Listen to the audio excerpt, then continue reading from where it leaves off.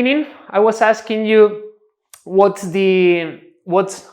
happening in the spine when there's a lot of fat, and we can see here Homer Simpson.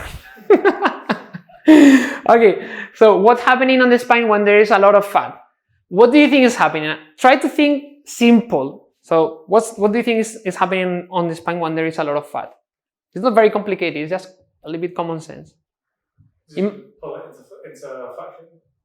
Say again? Is it going to put it into flexion if the fat's more on the anterior body? It's going to yes, absolutely, yeah. Another thing. Just you've got to carry more weight as well. So you have to carry more weight. You're going to be under more pressure. Under more pressure, the muscles are going to be much more weaker because there's going to be much more amount of fat, so that's not going to make the muscle functioning very well when there's a lot of fat. That's one of the things that it happens when people are overweight and they have especially obesity. There's something called, what's the name? Let me think in Spanish. Lipotoxicity. Have you heard about that?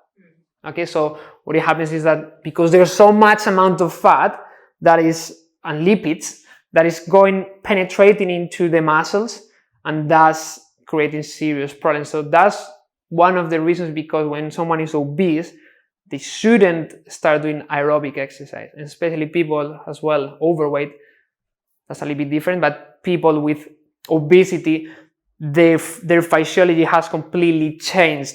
The hormones environment has completely changed. So the approach to lose weight is quite different than someone who's overweight or that is just a bit chubby. So it's completely different. But that's something that it's not related with the session today. So what you were saying. Okay, I don't know if you can see this properly, but when I have much more fat, well, I have fat on my belly, especially if we are males, because we accumulate much more fat here. The woman, you accumulate much more fat in the gluteofemoral area for biological reasons. So, but when we are seated, this is patient with overweight and amount of fat, and this is someone with not that amount of fat. Can you see this angle of flexion? Can you see that? Okay, so here there's more distance, so it's creating more lumbar flexion. But pay attention also on the red lines that I draw. Can you see them that they are like one on the top of the other? Boom, boom, boom, boom. Here, I don't. Can you see a little bit? Okay, can you see that? Yes. Can you see that? So that's lordosis. We need lordosis, and that's how we're gonna end probably today the lesson. I will explain you that the spine needs some lordosis, and that's really, really, really important. But here there is no lordosis at all. It's like completely compressed. That's compressing the joint. So in order to support compression forces, the spine needs the curvatures that we have. That's really important. Standing up is the same. So you cannot see that much angle here, but you can see the lordosis is less here than here as well. But especially pay attention in that one, okay? Because that's seated. When people are seated and they have a lot of fat, well, the body needs to readjust into that new specific context, which is having a lot of amount of fat, and there's going to be mechanical changes on the hip and on the spine.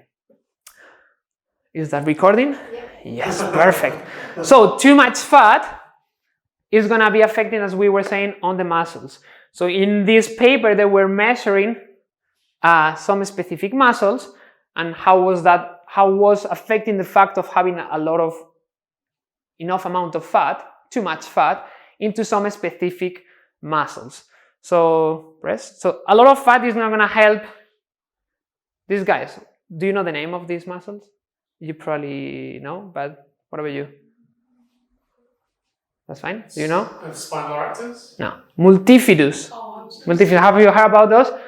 Those are like very, very tiny muscles, and they go all through the spine. And they are really, really, really important to make them function with people with low back pain, with everybody, especially people with low back pain, because just think again, common sense. Okay, I have all these little muscles on the spine, and they are so close to the vertebrae that they must be doing an important job in terms of accuracy of controlling the motion, because they are right on the vertebrae.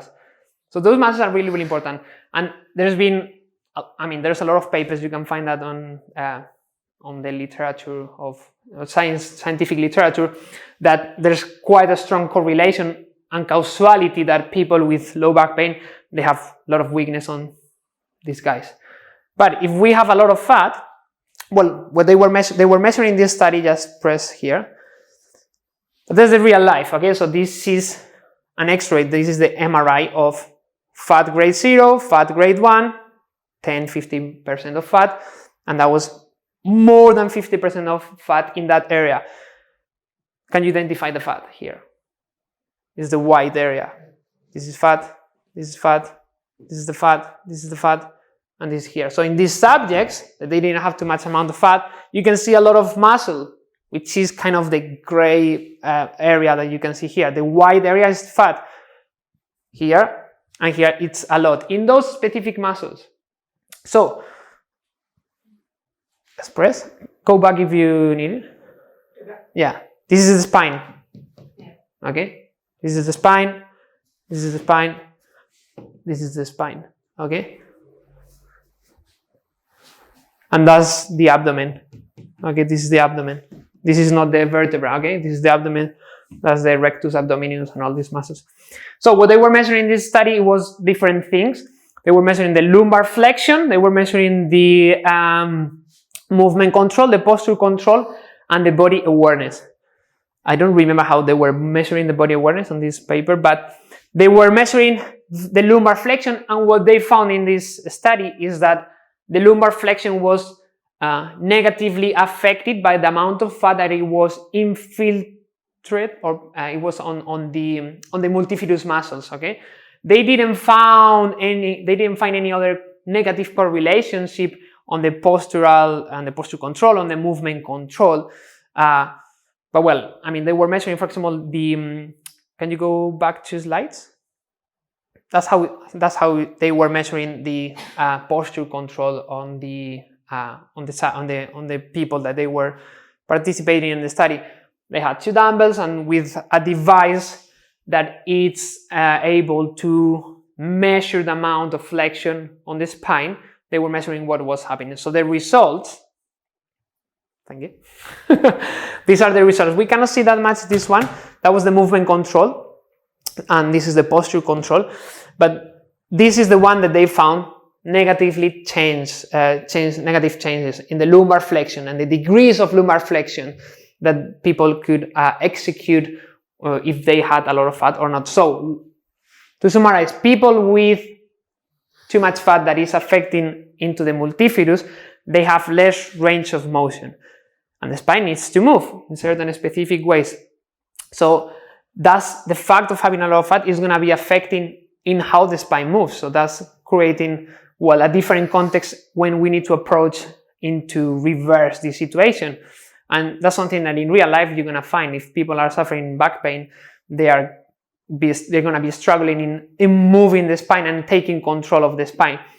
It's not that much, it's not completely related with that. There's quite a lot of neurological causes that we won't cover today.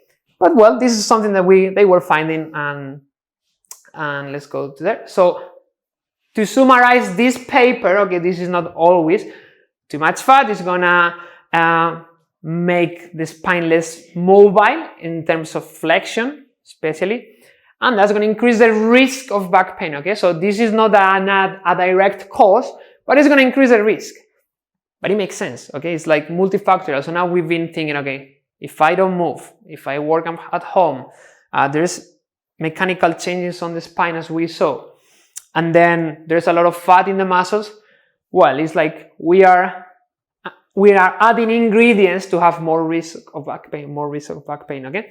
But it's important to consider this, because when you treat someone with chronic back pain, you're gonna find that person, you need to try to approach that from different points of views.